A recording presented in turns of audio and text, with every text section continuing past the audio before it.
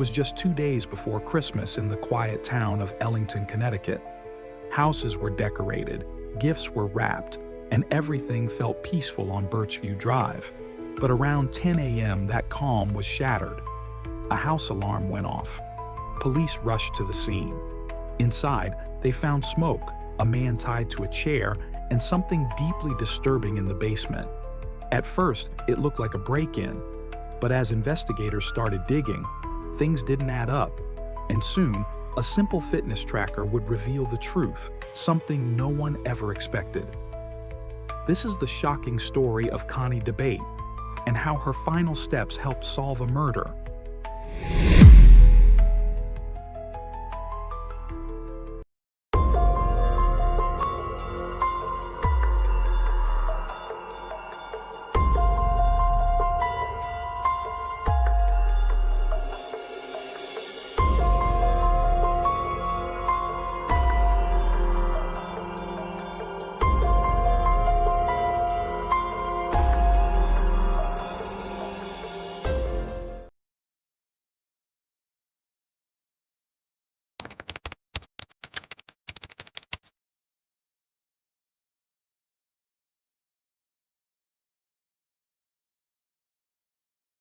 Connie DeBate was the kind of person everyone wanted in their life.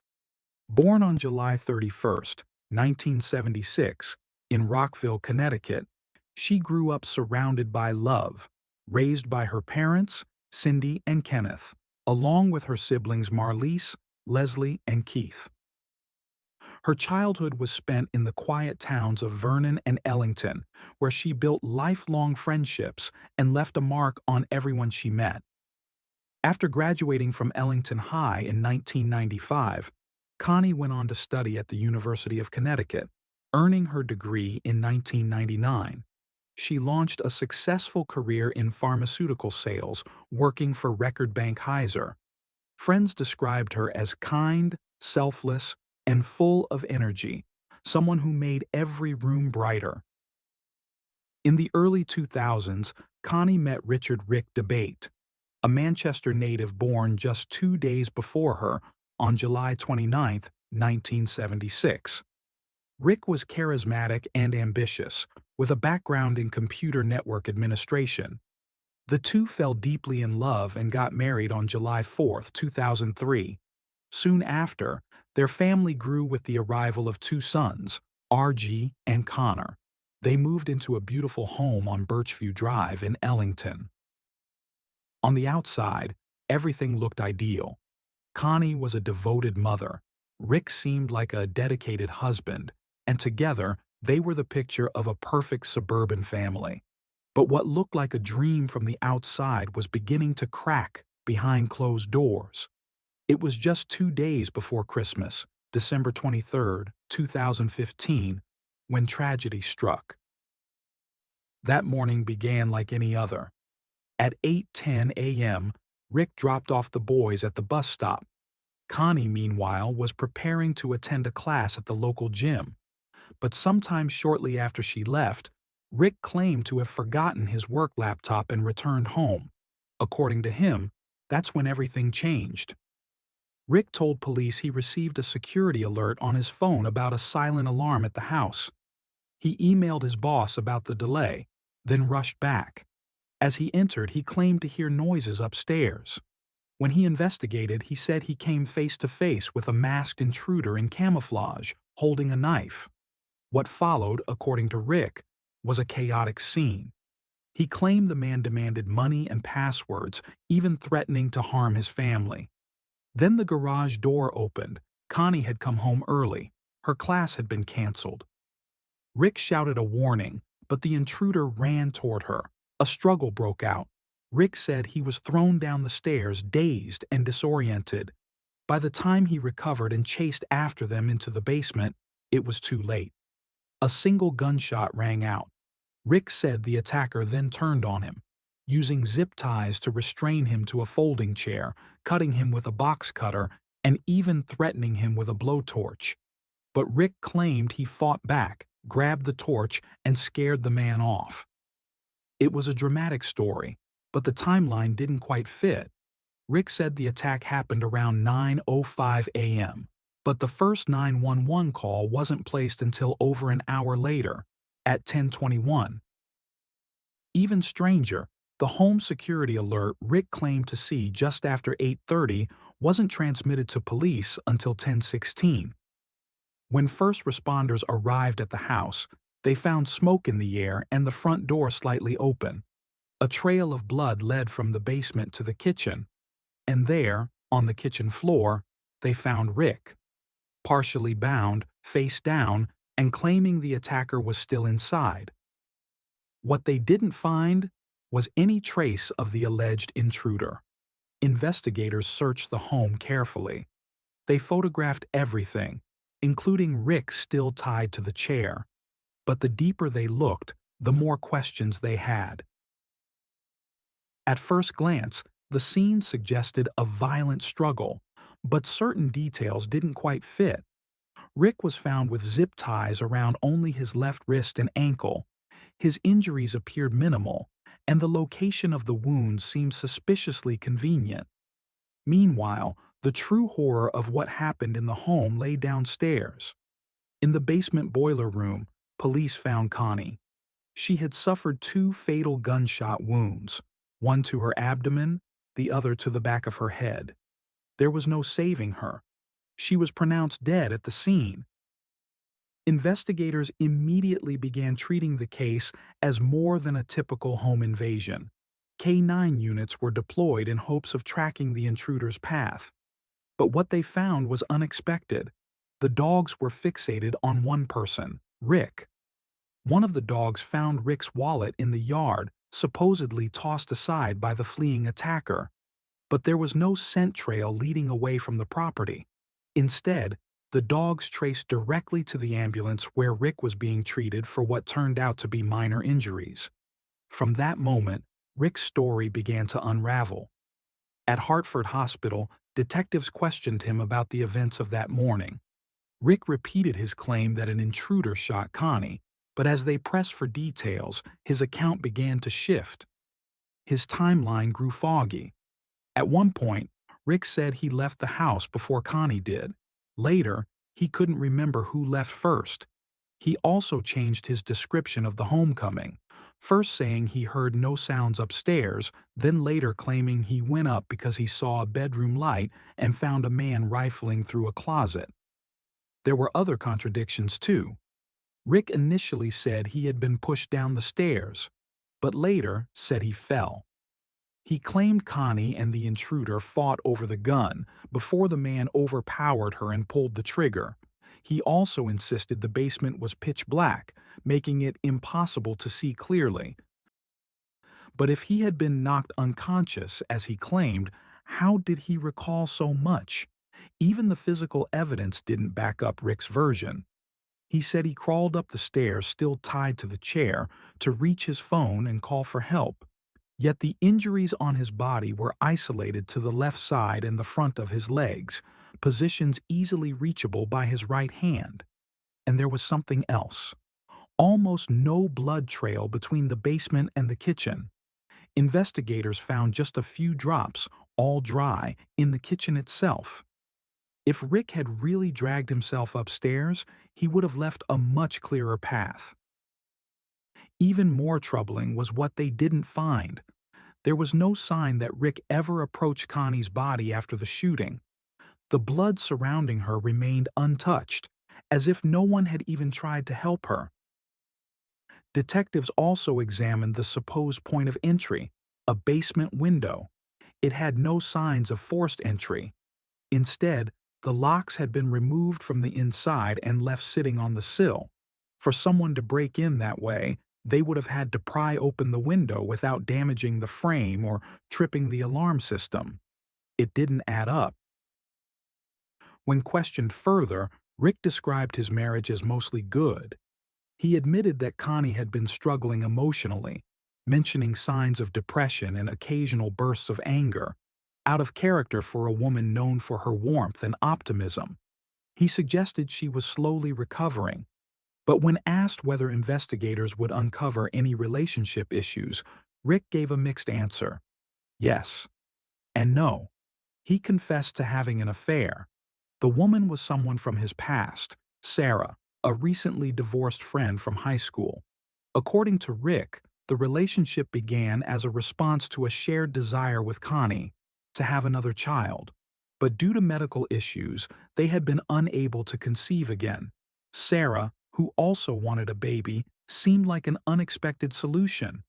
To investigators, that solution raised serious red flags. Rick had painted a picture of a loving marriage strained only by external pressures. But as the case unfolded, that picture was beginning to tear apart, revealing a man with secrets, a story full of contradictions, and a house full of evidence that seemed to lead not away from Rick, but directly toward him. As detectives dug deeper, Rick revealed something astonishing.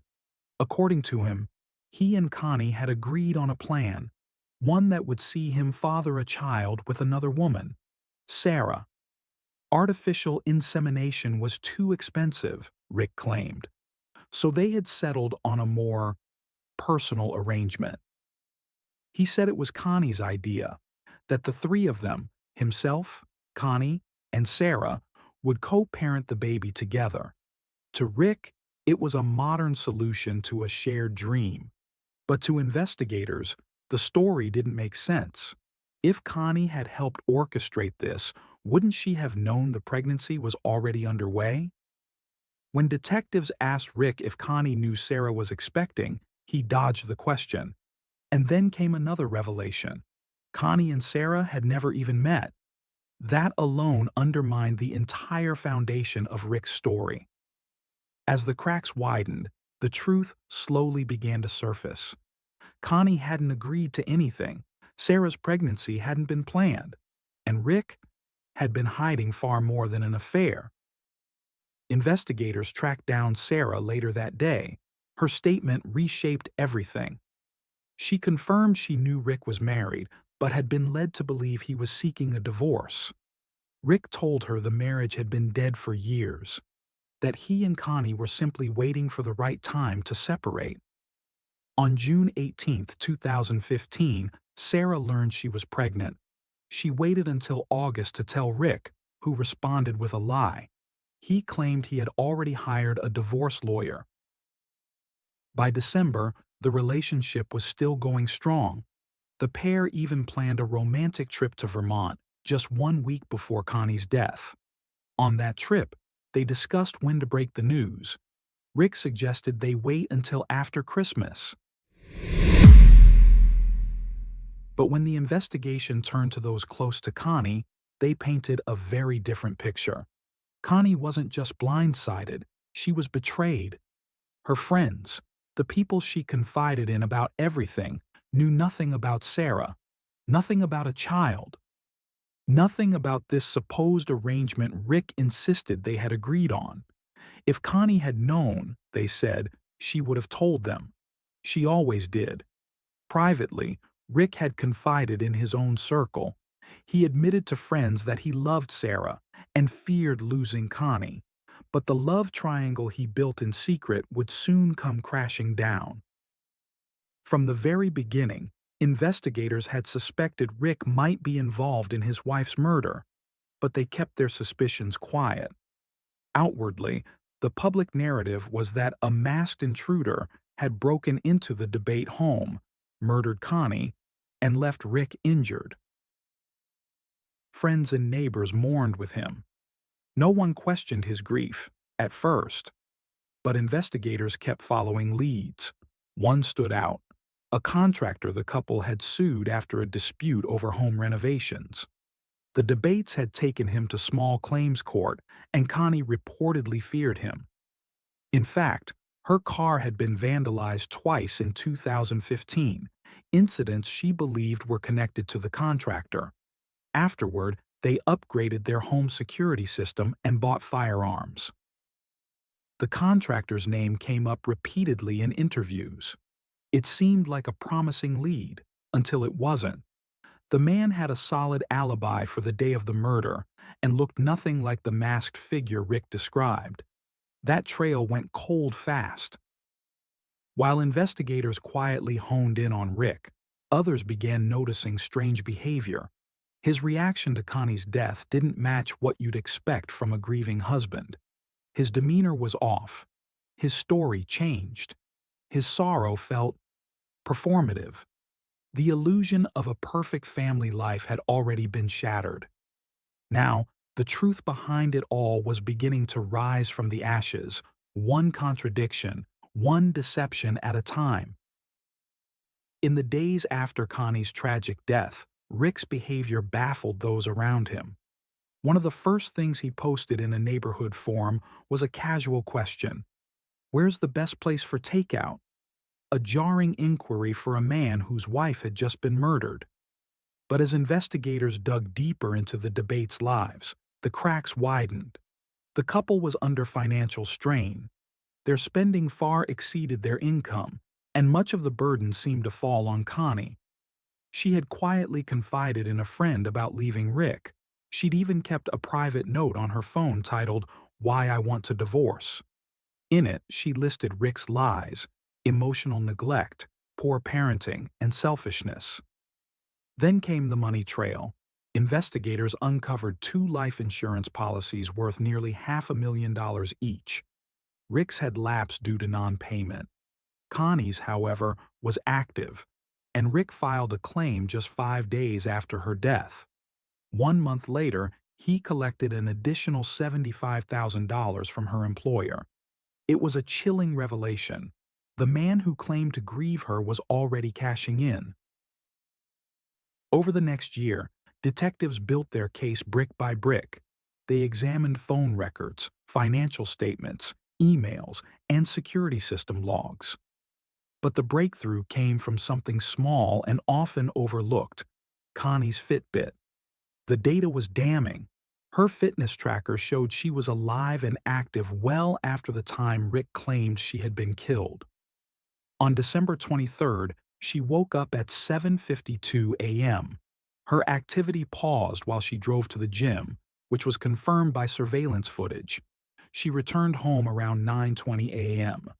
Then, from 9:37 to 9:43, she was inactive, likely resting. After that, the tracker showed movement and even social media activity from Connie's phone. At 10:05 a.m., her Fitbit registered its final movement. Rick had said she died around 9:05. The data proved she was still alive an hour later. It was the kind of evidence no alibi could explain away. On April 14, 2017, police arrested Rick DeBate. He was charged with Connie's murder, tampering with evidence, and making false statements. Rick pleaded not guilty, but the arrest sent shockwaves through Ellington. To many, Rick had seemed like a grieving husband, not a killer. Prosecutors compiled a 50-page affidavit outlining the case against him: his affair, the insurance money, the shifting story, and the Fitbit timeline that tore his version apart. Still, justice moved slowly. The case was delayed twice. It wasn't until April 5, 2022, nearly 6.5 years later, that the trial finally began. And when it did, the courtroom was packed. Connie's story had become national news, often dubbed the Fitbit murder, a label her family hated. To them, Connie wasn't a case. She was a mother, a sister, a friend. The defense tried to cast doubt. They pointed to unidentified DNA in several spots throughout the home, suggesting another person may have been present. They noted the low levels of gunshot residue found on Rick, arguing it was too minimal for someone who had just fired a weapon. But prosecutors pushed back hard. The DNA, they argued, didn't prove a second suspect. It merely distracted from the real story. And the gunshot residue? The test wasn't done until hours later. Rick had time to wash his hands, clean up, and alter the scene. They argued the motive was clear. Rick was cornered. Sarah was pregnant. Connie wanted out. And Rick's perfect life was about to collapse. As prosecutor Matthew Kadansky told the jury, time is moving on. The pressure is mounting. The baby is coming, and the defendant's worst fears are about to be realized.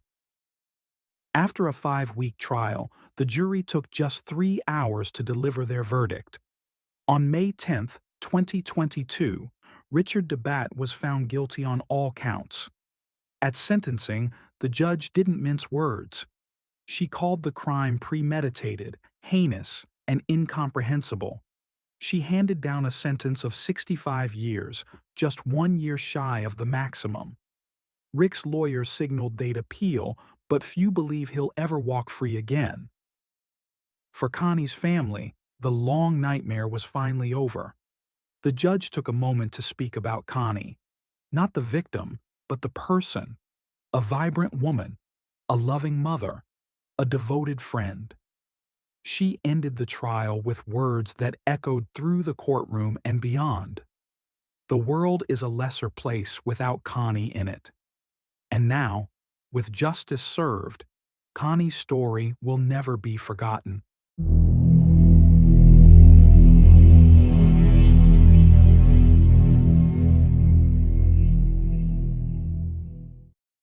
Thanks for tuning in to Unreal True Crime. If you're intrigued by mysteries from around the world, check out our new channel, Latin Crimes, where we dive into the gripping true crime stories of Latin America. Don't miss out. Subscribe now for more thrilling investigations.